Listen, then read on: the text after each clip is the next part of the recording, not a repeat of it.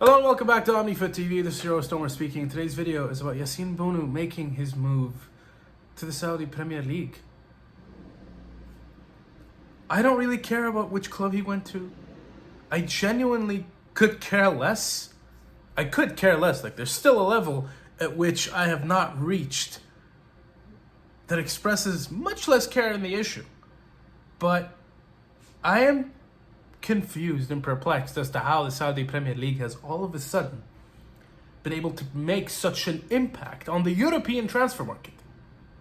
It's insane. Bono is very, very respected. He's highly rated. He's 32 years old. He hasn't necessarily peaked as a goalkeeper. People are making the argument that he has or is, in fact, in his peak currently. Sevilla are dealing with financial problems up to their necks, and they've had to offload their entire squad. And I'm over here just thinking about the growing threat of the Saudi Premier League. Neymar has sealed a move. Cristiano is there. Mane has moved. Brozovic has moved. Mitrovic has sealed his move to the Saudi League as well.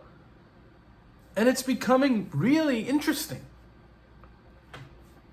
It's not the idea of just the money. The appeal is different. There are leagues that have been able to pay that kind of money. Maybe not necessarily that kind of money. Okay, but you have the Chinese league, for example. They've been bringing in foreigners for a couple of decades now.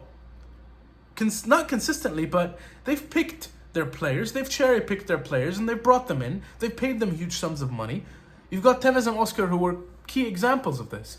But never has a league outside of Europe had this pull factor. Something is going on here. Something is shifting, something is changing. There's a lot happening behind closed doors that we're not paying attention to, things that we don't know. That's my hunch. I don't know what it is. Maybe it's political. Maybe it's not. I genuinely don't know what it is, but I'm provoked. I have been provoked to make this video just to express my thoughts. A keeper like Bono, I expected to see continue in Europe. He's 32 years old. That's not too old for a goalkeeper. That's not at a point in time where he should be hanging up his gloves. This is a point in time where he should only be building. And now he's gone off to KSA. Unbelievable. This is unbelievable. The same applies to Neymar. Ziyech is probably going to be on his way there too. Maybe we'll see Lukaku there. The interesting about the Saudi League is that you only get close to 7 or 8 foreigners on your team per club. That's the law there. They're maximizing that.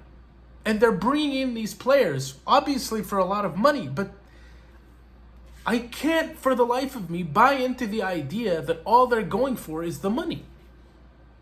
There is a plan there. There is a plan of action there, a vision for growth. If you have money but you don't have that vision for growth, you're not going to get anywhere. You're not going to have any appeal. You're not going to have that pull factor. And there we go again with the whole money and vision thing. By moving, I'm just going to move into another point. Roberto Mancini is supposedly being touted to take over the Saudi Arabian national team for close to 18 million pounds a season, or euros. I can't remember the currency, just so I don't look like a fool here. But this is just a huge tectonic shift that's happening in the world of football. If this is what this transfer window is going to keep looking like until it closes, we're in for more surprises. And by the end of it, by the time the Saudi Pro League season resumes and gets into full flow, by January, I don't know where it's going to be. I don't know where it's going to go. And when I look at the fact that they have signed broadcasting deals with close to 78 countries, I think that's the number. It's either 78 or 71. I've seen the news. I've seen that headline just show up everywhere. It's brilliant for them. Their business dealings are spot on. The amount of money they're spending is a lot, but it's bringing the results that they want. It's bringing them the sponsorship deals that they want. It's changing everything in the Middle East. It's changing everything about regarding the perception of the Saudi Pro League in particular. I'm genuinely confused because I think that We don't know the whole story. We don't see everything that's going on. We don't know how well these people are managing to negotiate. We don't know what's being put on the table apart from the money. I'm not insinuating that there's criminal activity. I'm not. That's not the point here. The fact is that we simply don't know. For you to build a league up and to suddenly splash out this much money and bring people in so quickly in such a short span of time, it's impressive. And if that's all it is, then they've got some masterful negotiators. And they're getting what they're paying for. As for Bono, I wish him luck. I hope he does well there. He's probably going to. And let's see who else moves to the Saudi Premier League. That's all I have to say for this video. I just had to let my thoughts out because I've been holding it in all day, man. I'm confused. A little conflicted too. Maybe even a little worried. I'm happy for them over there in Saudi Arabia. They should be excited as fans, feeling things I can't even put into words. When you're from the Middle East and your home country has a football following, a footballing culture, it must be overwhelmingly amazing, or just awestruck. The idea of being awestruck by this, right?